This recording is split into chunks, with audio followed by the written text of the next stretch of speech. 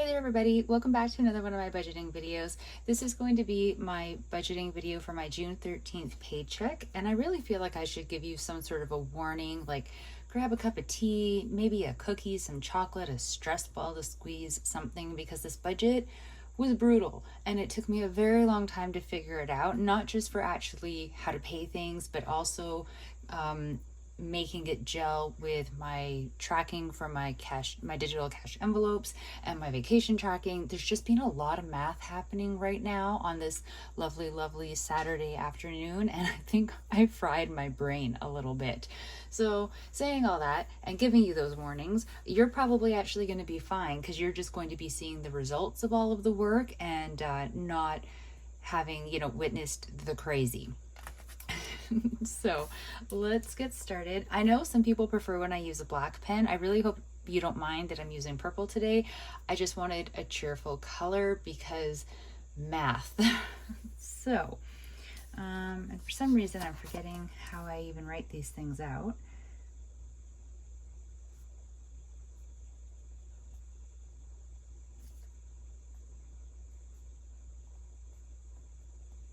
So June 13th, 2025 paycheck. My balance, like right away, I'm gonna have to explain things to you because it's all gonna look crazy right from the get-go. My balance is $5,593.07. Take a deep breath. I have not become wealthy overnight. I didn't get some kind of crazy influx of money from somewhere. I mean, I did, but not really. I use Wealthsimple I was using Wealthsimple for holding on to the money that I put for my, I'm blanking on the word, my savings challenge. For those of you that have been here a while, I'm gonna have to move this year at some point, and so I've been doing my best to put some money away, and I thought to do it in a savings challenge because those are always fun to go towards moving expenses. So I had a savings account with Wealthsimple for that, and then I also had a savings account with them that was the culmination of all of my long-term savings, but I had been chipping away at it not so slowly just to be able to survive financially, and so yeah, I had these two savings accounts in there, but Wealthsimple changed how some of their accounts work. So I left the money in my savings accounts with them as long as I could. And then when the date came of the change, they themselves took the money out of the savings account and moved them over into the account that I use. It's the prepaid credit card is what I use for my digital cash envelopes, because they were sort of closing all regular savings accounts. And you could either move them into some form of like a TFSA or was the housing one TFHA, tax-free housing, maybe something like that. You could put them into other types of accounts, or you could invest them, but you couldn't just leave them sitting in a high interest savings account anymore, which is very unfortunate for me because I really liked having the money sitting there divided away from the rest of my budget and just sort of, I imagined it just sort of slowly growing and tending to itself, but I can't do that anymore. And they moved the money onto the digital cash envelope, or sorry, onto the prepaid credit card that I use for my digital cash envelopes. And I was not leaving it there, like not at all, not even for a second. The minute I got the notification that they moved the money onto that card, I moved the money out and I pulled it completely out of Wealthsimple and I moved it over to just my regular banking account. However, I don't know where to put it now. I'm thinking about putting it into my tax-free savings account that I have with Scotia, just so that I can have it sitting somewhere. I don't like keeping it all lumped together as like one chunk because they really were two different things. I had a certain amount of money for savings and a certain amount of money for moving expenses, and in the transfer over, even though I transferred them as two separate money amounts, banks are gonna bank, and they mushed it together into one big total. So in my banking record, it just shows one total that got moved over, not the two separate amounts. Luckily, I wrote down the two separate amounts, so it's fine. But I'm just not entirely certain where to put the money yet. I need to figure it out. I cannot leave it sitting in this account, but for right now, because the move over of all of this only just happened in the past week, it is sitting in this account. So that is why this total, or this balance, I should say, is so high to begin with. It is very much artificially inflated with the remains of my long-term savings and the money that I had put aside for my moving expenses. And we are not touching it in the budget, no matter how desperate I get, because I did think about it. So I'm taking out from here $3,400 $556.30.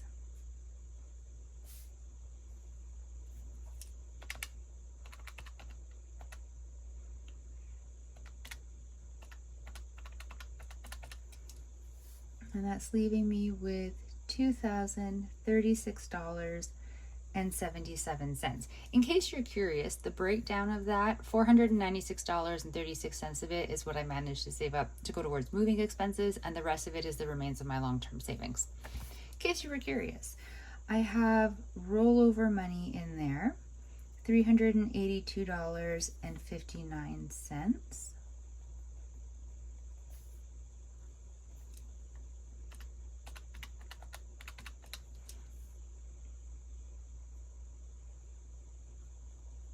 So that's putting me down to $1,654.18.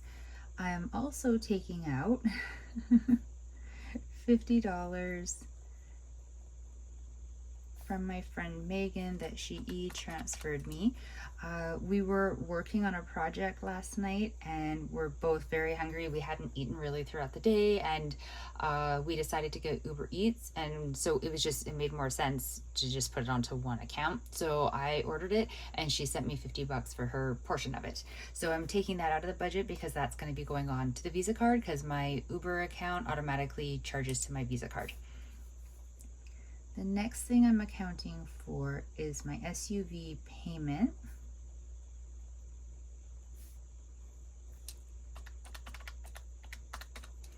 That will go out on Tuesday as an automatic withdrawal. It's putting me down at $1,337.46. So normally I put $60 onto my cell phone every payday, and then that way I just stay ahead of the bill. However, I have quite a credit built up on there right now, so it's more than enough to pay the bill that is due the middle roughly of this month. So I don't need to put the full 60 on there that I normally would. So what I do is I put 60 on there. Over the course of the month, it always ends up being a little bit more than what my bill actually is. So I slowly build up a credit on my account. And then every now and then when things are really tight, I either just skip one of the $60 payments or I lower it, because I have created wiggle room in the budget with the cell phone bill. So I have wiggle room with it. So I'm only putting $30 onto the cell instead of the regular 60. Did I already do that? I don't trust myself with the calculator.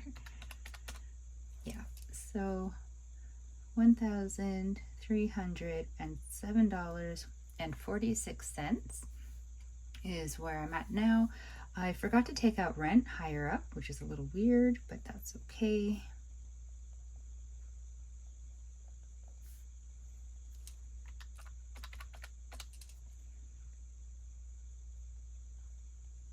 So $657.46.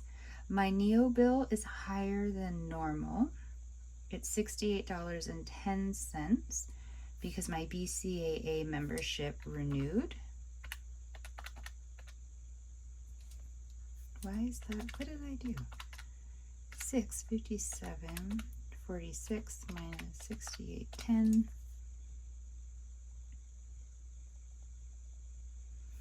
And then my line of credit. Now, normally I take my line of credit minimum payment, add $100, divide it by 2, and then I pay that amount on both of the budgets, like both of my paychecks for the month. And then that will get me my minimum payment plus $100 extra paid onto the line of credit for the entirety of the month. And it just makes it a little bit easier of a way to afford that. However, my next paycheck comes after the due date of the line of credit for June. So I can't do that. I need to have at least the minimum payment paid off before the due date of the line of credit, because I just do. So the minimum payment right now for the line of credit is $333.24.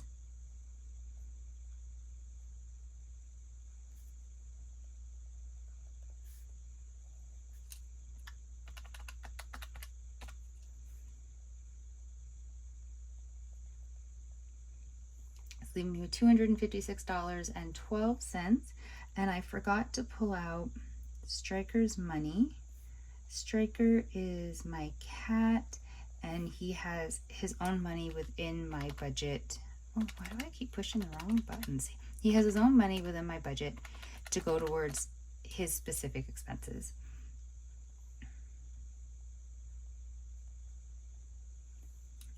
My sinking funds are $96 this time, much lower than normal, and I will explain why in a minute. Is that, yeah, 97. And then my cash envelopes are getting $22.07, much lower again than normal. I will explain that as well in a minute. And then the line of credit. Okay, so when I originally did the math for all of this, I pulled out 60 for my cell phone like I normally do. And then when I got down to the $74.93, I'm messing this up already. Okay, basically, originally in my calculations, I took out 60, then imagine all this math a little bit different, and then I put back 30 so that I could then take out 30 to put it towards the line of credit as an additional payment, just so that I wasn't paying just the minimum payment on the line of credit, but I was paying at least $30 more than that, because yeah, I needed to pay at least a little bit more. I don't want to have the entire month have it be just the minimum payment, because then I'm really making no movement on paying down the debt.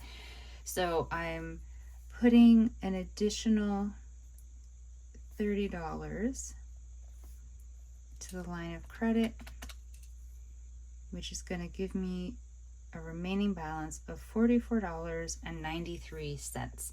I promise it really does work. I thought it would be tidier instead of taking out 60 and then down here adding in 30 and then taking out 30 again, to just fix it on the fly, but then I fumble up explaining it. So so this is the budget right now. The money taken out that's not really supposed to be in there is these two lines right there. Well, actually these three lines. And then the rest of it is my regular budget. Now I am going to write out the sinking funds and the cash envelopes to show you where those numbers come from and why they are much different than normal.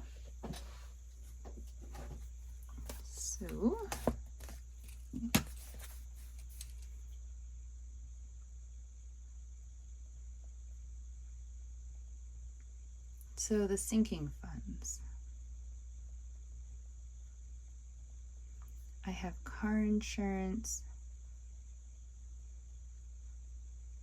tenant insurance, tech, travel,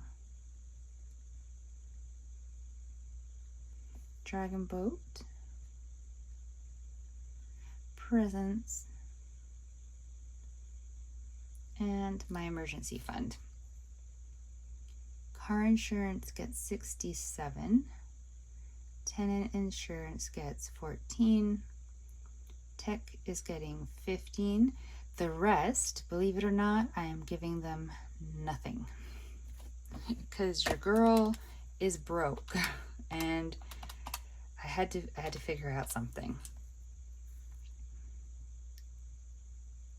So that's where the $96 came from for the sinking funds.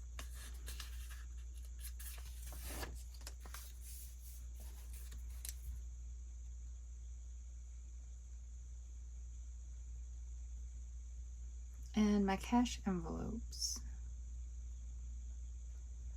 So there's Striker, grocery, miscellaneous fun, physio, and transpo. Oh boy. Okay, so Striker is getting nothing. He's fully funded right now. He's got $63.12. When I was in Edmonton in May, I stocked up on his food. He's got plenty of litter. He's good right now for his sort of necessities. And the money that I put into his cash envelope isn't meant to cover like emergency things like vet visits or things like that. It's for his sort of daily living needs. So he doesn't need any money added into there right now. He also has actual physical cash in an envelope that's not calculated here because it's not in the bank account. So he's actually more than okay. So I've decided he doesn't need any money this paycheck. Grocery is getting 0. I'll come back to that. Miscellaneous is getting 0. Fun is getting 0. Physio is getting $15.75. And transportation is getting $6.32.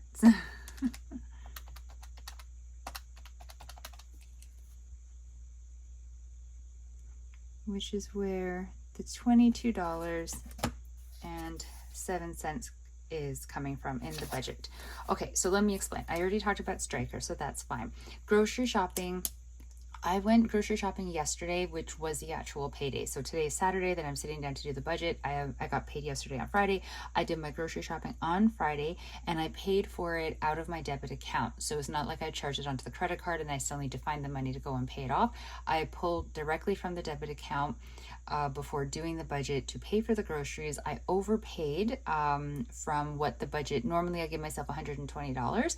I paid more than that over the total of the 3 stores that I went to. So groceries is not getting funded with anything for the next 2 weeks. I will be putting up an updated video for my digital cash envelopes. I already had a balance sitting in the grocery fund, so I'm not just completely at $0 for the next 2 weeks. I'll still be able to go and buy like milk and things that'll run out, like perishable type items. Not a lot, but like it should be enough if I'm careful over the next 2 weeks. So don't worry, I'm not going to starve. I still have food. I'm just not funding the grocery category because I pre-spent the money before doing the budget.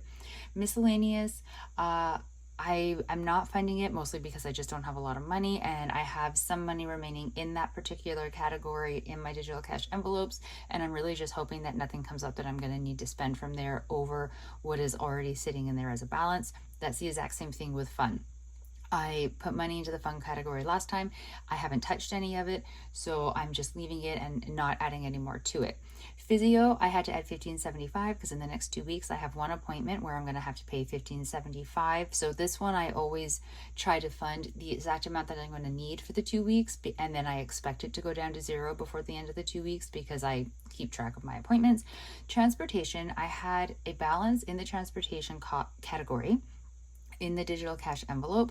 I got gas last week for I think it was like $65.70. So the balance that I have in my transportation category was not quite enough. I was short $6.32. So I'm funding $6.32, but then that amount plus the amount that's sitting on my digital or in the digital cash envelope for transportation is like that's being pulled, and it's all going to go under the Visa to pay off the gas purchase, because try as I might, I cannot get the card that I use for my digital cash envelopes to tap when I'm paying gas. I have to pay with my Visa card. So this happens every time I get gas. I use the Visa card and then I pull the money out of the transportation fund to go and fund, or not fund, but pay off the Visa. But this time, instead of putting $20 in like I usually do, I already had $59.38 in the transportation category. So like I said, I'm just giving it enough money to get it up to the full amount that I paid on gas. And then I'm going to go and pay that off immediately. Hence the $22.07. So that is the budget. I'll just sort of put everything to the side so you can see it clearly. Now, as I'm going over it with you, it doesn't really seem that chaotic. But just to defend myself a little bit, the chaos came from having to reconcile 3 weeks of digital cash envelopes because I just didn't do them. And I had all these weird amounts showing on the digital record for the prepaid credit card that I use as my digital cash envelopes. And I was just like, I don't understand what these numbers mean, where the money's going, it's in, it's out, it's weird amounts. So I had to go back through notes. Thank goodness I write myself notes from previous budgets where I sort of explained it all and figured it all out for what amounts were being moved where. It all actually gelled in the end, which was really nice to see that those notes that I left really helped me figure it out this time. And now I have everything up to date, but it took a while. Like I've been sitting well over an hour working on the various sections of the budget. So this is sort of stage 1 of our catch up with my budget, just the regular budgeting video for this particular paycheck.